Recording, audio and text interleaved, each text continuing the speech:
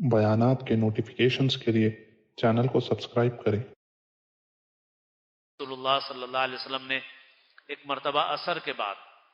عصر کی نماز شروع وقت میں ہی پڑھا دی حضور نے، اور نماز پڑھانے کے بعد حضور پاک صلی اللہ علیہ وسلم نے خطبہ ارشاد فرمانا شروع کیا، اور آپ نے قیامت تک آنے والے حالات سارے کے سارے ذکر فرمائے، یعنی ساری اہم باتیں، جتنے اہم واقعات حالات پیش آنے والے سب حضور نے ذکر فرمائے۔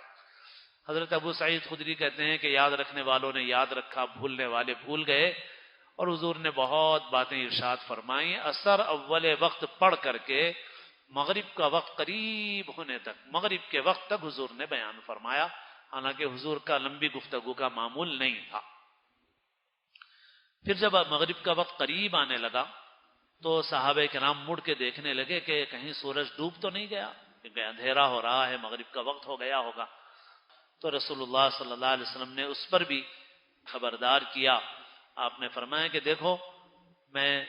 اب صبح سے لے کر کے مغرب تک کے وقت میں اب جو وقت باقی رہ گیا ہے وہ بہت تھوڑا سا وقت ہے، اب تو غروب کے لیے بہت چند سیکنڈ، چند منٹ باقی رہ گئے ہوں گے۔ بس یوں سمجھ لو کہ دنیا کی زندگی کا بھی اتنا بڑا حصہ گزر چکا ہے جتنا دن کا حصہ گزر چکا ہے، اب قیامت آنے کے لیے اتنا ہی وقت باقی ہے جتنا اب سے لے کے مغرب تک کا وقت ہے، قیامت اتنی قریب ہے۔ اور ایسے ہی آپ صلی اللہ علیہ وسلم نے فرمایا کہ میں مبعوث کیا گیا اس حال میں کہ میں اور قیامت دونوں اس طرح سے ہیں۔ آپ نے 2 انگلیاں اشارہ کر کے فرمایا، اور کئی حدیثوں میں آپ نے یہ بات ارشاد فرمائی۔ اور آپ صلی اللہ علیہ وسلم کو خود اتنا اثر ہوتا تھا، کبھی کچھ موسم بدل جاتا، غیر معمولی حالات پیش آتے تو آپ ایسا گھبراتے کہ گویا قیامت قائم ہو گئی، یعنی آپ یہ سمجھتے تھے کہ ہو سکتا ہے قیامت ابھی قائم ہو جائے۔ اللہ نے پھر اس کے بعد بھی موقع دیا،